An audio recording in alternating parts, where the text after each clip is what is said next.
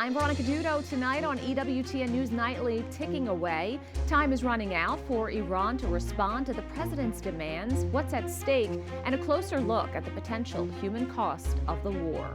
Economy outlook, from oil prices to the Federal Reserve, what recent changes will mean for your daily expenses. Plus, saintly help. So his role was that of a mediator to help the different parties in conflict understand one another and engage in conversation and dialogue.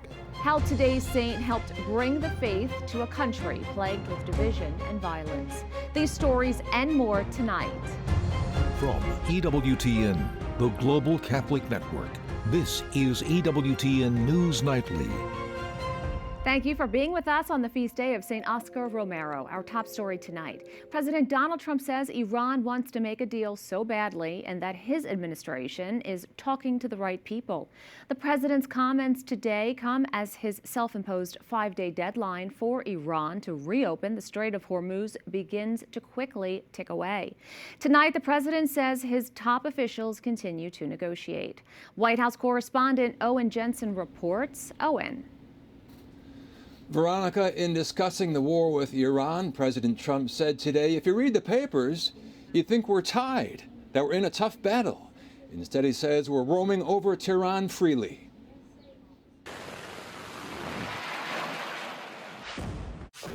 In the Middle East, the war rages. Airstrikes battering Iran. And Iranian missiles and drones targeting Tel Aviv, along with sites across the Middle East. And in Washington, President Donald Trump addresses reporters. If we can end this without more lives being down, without knocking out $10 billion electric plants that are brand new and the apple of their eye, I'd like to be able to do that, you know? President Trump says the U.S. and Iran have had discussions, although Iran has denied it. So where does it all stand? Well, I think we're going to end it. I can't tell you for sure. Iran's parliamentary speaker has emerged as a possible U.S. contact for talks, even as the Iranian leadership remains under fire during the war. Iran's theocracy has been in turmoil since an Israeli strike killed its supreme leader. Joining the president in the Oval Office, former Oklahoma Senator Markwayne Mullin. Congratulations, Secretary. The brand new Homeland Security Secretary, who was just confirmed by the Senate Monday. Mullin takes over as a DHS budget stalemate persists and as U.S. airports remained jammed with long lines due to short staffing at TSA. Today, Mullin, taking on his new role, told reporters he'll fight every single day. It's humbling, and I never take it for granted, but I made this very clear that I don't care what color your state is. I don't care if you're red or you're blue. At the end of the day, my job is to be Secretary of Homeland and to protect everybody the same. President Trump praised Mullin, who in confirmation hearings last week tried to present himself as a steady hand to lead the agency, following the firing of Kristi Noem. I have no doubt that as he takes the helm of DHS, Markwayne will fight for Homeland Security, the United States, and securing the country and making it really strong and the way it should be. President Trump also said in the Oval Office today that the new secretary is going to do a phenomenal job for our country and that everybody wanted this job. Veronica? And Owen, the new secretary, praised those going without paychecks right now at DHS.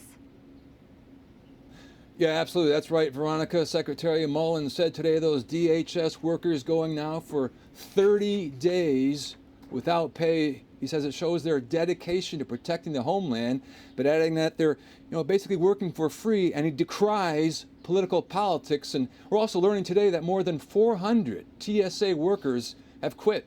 Veronica, back to you. Owen Jensen at the White House, thanks so much. As Secretary Mullin was sworn in, news of a possible framework for funding most of DHS spread quickly among lawmakers. Top Senate Republicans believe their party is unified behind a plan to reopen DHS, except for a small portion of immigration enforcement charged with arresting and deporting undocumented immigrants.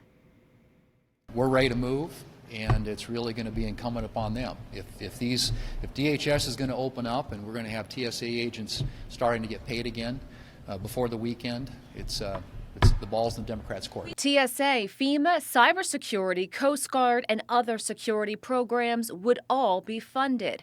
Senator John Cornyn says it's unfortunate TSA agents have been held hostage for more than 5 weeks. We now have a pathway to getting them paid, and the rest of the Department of Homeland Security, and the part that the Democrats have refused to fund, which are the ICE operations to enforce our immigration laws, we can do that through the reconciliation process. Senator John Kennedy suggested this two-step process a couple of weeks ago, which would also include an election reform bill currently stalled in the Senate. It's a short way home. We're not going to solve this any other way. It's the only way we can pass the SAVE Act, and it's the only way we can get the TSA folks paid. And I think the Democrats will grudgingly go along with it. But not all Republicans are on board. Senator Rick Scott says he doubts another reconciliation bill will succeed. Why would we get another reconciliation package done? Look at the last one. The only reason it got done is because of the tax cuts. There's no tax cuts in this. There's no pressure to pass this. So to get 50 Republicans to vote for this, I think is going to be it's a pipe dream. Democrats say they need the details in writing. Republicans can hopefully now come back to the table and get serious about reaching a solution to pay TSA workers ASAP. We await to hear from them on a written proposal that we will review. Any new DHS funding bill would have to pass the House as well. Lawmakers are working against the clock. They have a 2-week recess scheduled starting at the end of the week, so time is of the essence. A temporary calm has settled over the Persian Gulf since President Trump announced a 5-day pause and planned strikes against Iranian energy infrastructure. The closure of the Strait of Hormuz has the global economy on edge. The White House says productive conversations have been held with Iran, but Tehran denies any such talks took place. So is this a diplomatic opening, or will the conflict continue? Joining us now is Lieutenant General Keith Kellogg, co-chair of American Security at the America First Policy Institute. Thank you so much for being here. Great to see you.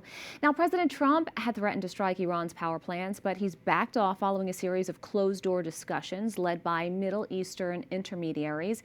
Do you think these talks will be successful? No, and the reason I don't is, look, you're dealing with a theocratic government that's been involved at war with the West, meaning the United States and Israel, for the last 40 plus years, since the revolution in 1979. And the fact that everybody that's negotiating belongs to the Revolutionary Guards. Well, that's not when you got this theocratic government out there, the chance of success is small. And I think this is one of the times with President Trump can express will and finish the job. And how you do that is an economic stranglehold on the country. And there's two places you can do that. You can do that by making sure the Strait of Hormuz is open. There's risk involved with that by using Marines. There's 2 amphibious ready groups, each one holding about 2,500 Marines, and it's got its own aircraft to do that. And you've got Karg Island, which is north. It's about 16 miles offshore. You can, something like the 82nd Airborne Division, just can do a parachute assault, hold it. You can set up a provisional government, and just look for a change of regime if you want to. The fact is, if you asked a pretty straightforward question. We've proven we can't deal with them in the past. They're the same old guard before. The Revolutionary Guards. They're going to be doing the same thing 5 years, 10 years, 15 years from now. And I don't want to push it off to then. Let's just finish the job. Now, of course, we know President Trump spoke with the Indian Prime Minister about trying to get some more support in the Strait of Hormuz. This is happening as U.S. forces continue to move into position in the Middle East. Is the administration signaling diplomacy but still preserving the ability to strike? And what would that look like? Well, I think when you say that, it's actually, you've got two hands. One hand, you're reaching out and hoping to shake hands with him with diplomacy. President Trump is great on that. But you also have the left hand, you have your hand of steel with the military force that you need to finish the job. Now, this has mostly been an air campaign. How likely is it that we see boots on the ground? Well, in those two places, it's really not boots on the ground that you and I would think about it. You cannot invade Iran. Iran's just too big. I mean, when you look at the size of Iran, Iran is the same size as Spain, France, UK, and Germany combined. Look at a map, it's huge. And you don't want to have to do that. And you look at the topography and the geography of Iran, it's just really hard to do it. Years ago, when I commanded the Army's 82nd Airborne Division, one of our war plans was involving Iran. And we looked at that and we studied it really hard. It's just a massive undertaking. It doesn't need to be done. So the only two places I put boots on the ground, much like the Romans did, when they put their men in the mud, we're going to have to do the same thing if we want to take control. Lieutenant General Keith Kellogg, we have to leave it there. Thank you so very much. Thank you very much. Energy markets are back in the red-hot zone today. Crude oil prices are surging once again as traders react to the latest developments in global supply chains. While global leaders are trying to release more supply to bring costs down, tensions in the Middle East have investors nervous about future shortages. So what does this mean for the road ahead?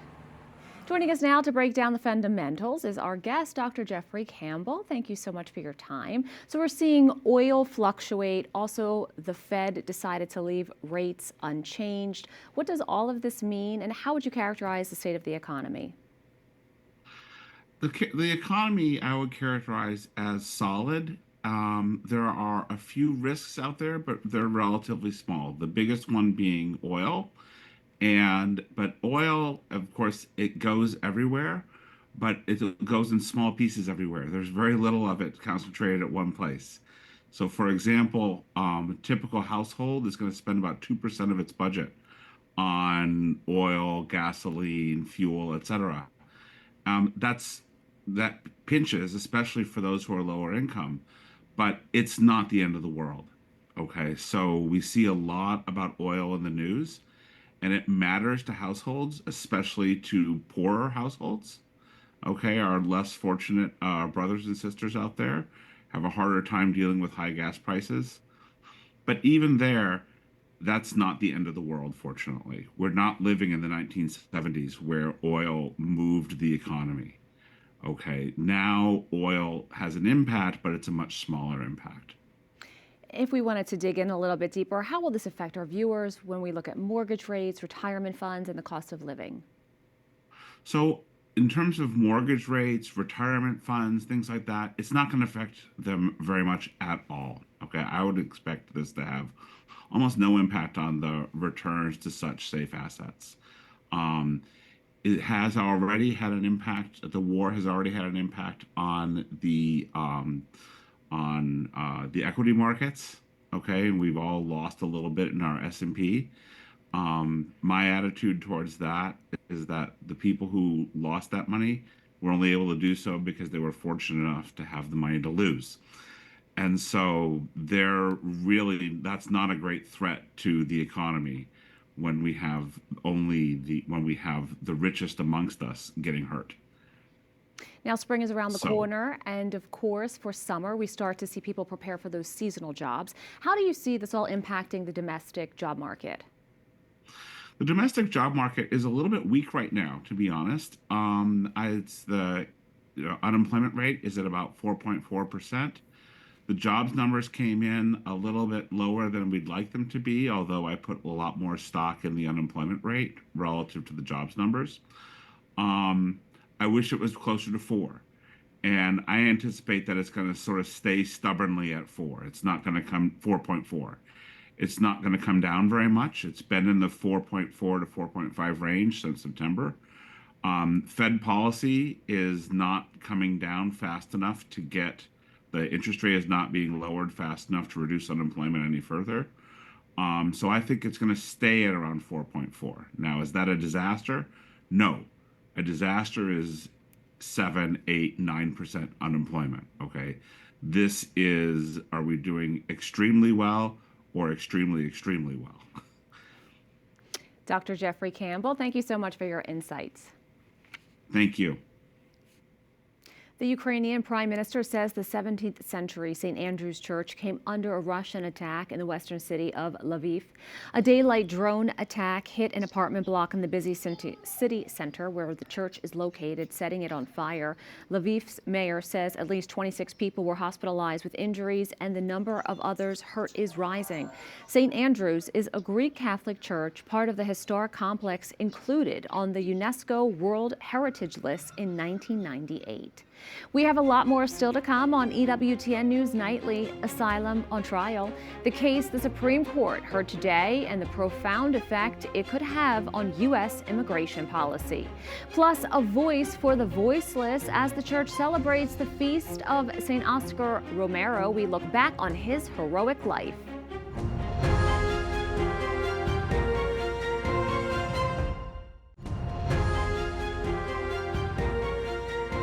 The Supreme Court is hearing arguments today in a case surrounding the rights of asylum seekers at the U.S.-Mexico border. Customs and Border Patrol agents meter non-citizens, which involves turning back immigrants without the proper travel documents before they can seek asylum at ports of entry. The Ninth Circuit Court of Appeals decided that immigrants who approached ports of entry had, quote, arrived in the country and therefore could apply for asylum. But the government appealed to the Supreme Court, pointing to the text of the federal immigration law, which says that a person arrives in a country only when the individuals come within its borders. George Fishman, Senior Legal Fellow at the Center for Immigration Studies, joins us now to break down the case. Thanks so much for being here. Now, oftentimes the law is based on technicalities. Can you talk a little bit about the difference between arriving at the border versus crossing into the U.S. border? Well, sure. It's for years and years and years, it's always been the case that an alien can apply for asylum if they are in the United States. An alien who is outside the United States, who claims to fear persecution, can seek to become a refugee, but that's totally at the discretion of the United States. Asylum is for people within the United States seeking protection. And the Ninth Circuit has decided in a crazy decision to say that aliens who aren't even in the United States, who are on the Mexican side of the border, have the same right to apply for asylum as aliens who are physically in the United States. And as the dissenting judge in the Ninth Circuit's decision indicated, that would play havoc with our ability to control our borders. If any alien on the Mexican side of the border has a right to apply for asylum, and given the rampant asylum fraud, which has bedeviled the immigration system for years, you know, it would be a disastrous decision. The Immigration and Nationality Act says that an alien has a right to apply for asylum if they are physically present in the United States or have arrived in the United States. As the dissenting judge indicated, arrived in the United States means you're in the United States. An alien who's on the Mexican side of the border is clearly not in the United States. And I'm almost certain the Supreme Court is going to overrule the Ninth Circuit's decision, as it's had to do so many times in the past on other crazy decisions. And if that does happen, what effect do you think it will have? If the Supreme Court does not overturn the decision, it depends how far the Ninth Circuit is willing to take their rationale. If the Ninth Circuit decision stands, they could easily extend their rationale and say any alien who is on the Mexican side of the border wall has a right to apply for asylum, which would turn a border wall essentially into an open door with a billboard. They should just put on a billboard on the wall, "Glad you're here, please come in," because under the Ninth Circuit's, rationale, anyone who shows up anywhere at the border on the Mexican side of the border has a right to come in, apply for asylum. Well, we'll continue to watch this closely. George Fishman, thank you so much. Thanks so much. Authorities in Afghanistan have confirmed the release of American academic Dennis Coyle after he was held for over a year. The release coincides with the holiday of Eid al-Fitr, which follows what the Afghan Foreign Ministry describes as a gesture of humanitarian goodwill. Originally detained in early 2025 on unspecified charges, officials now state his time served was considered sufficient for his release. While this is a step forward, the broader diplomatic situation remains complex as the search continues for other Americans. Up next on EWTN News Nightly, he died giving witness to the faith. How today's saint can inspire us all to live fully for Christ.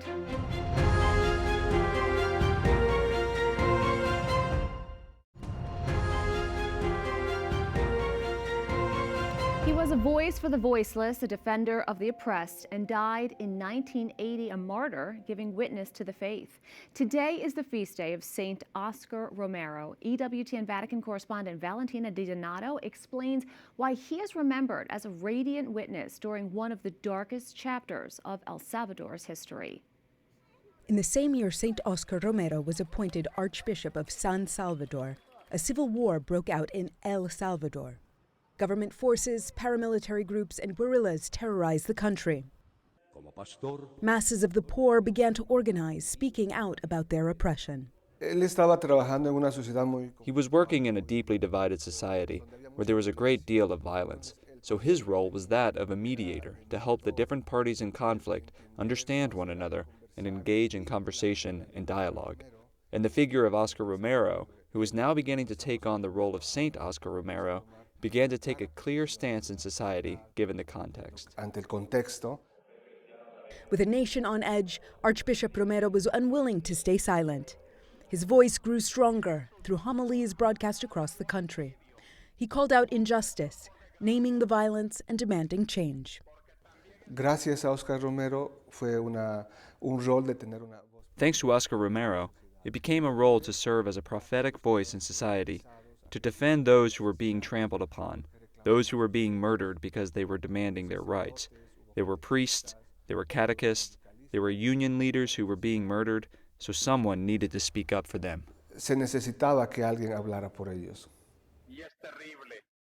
In a radio sermon in 1980, Romero appealed to soldiers to not obey orders contrary to the law of God. That appeal cost him his life, but it has also transformed him into a global symbol of courage and faith. Today, the legacy of Saint Óscar Romero continues to inspire Catholics and human rights advocates around the world, a reminder that faith, even in the face of fear, can become a powerful force for justice. In Rome, Valentina Di Donato for EWTN News Nightly. This Friday marks the 10th anniversary of the passing of EWTN foundress Mother Angelica. Every day this week, we will bring you reflections on Mother Angelica and her impact on viewers across the globe. Today, we hear from Father Joseph Mary Wolf, chaplain of the Eternal Word Television Network. So my favorite story about Mother was one that she loved to tell. And she told it on the PTL network, CBN. She told it many different times. And it's a delightful story about how the monastery came to be here. So she had sold fishing lures, right, to raise money for this new monastery in the south. They raised, I think, $15,000.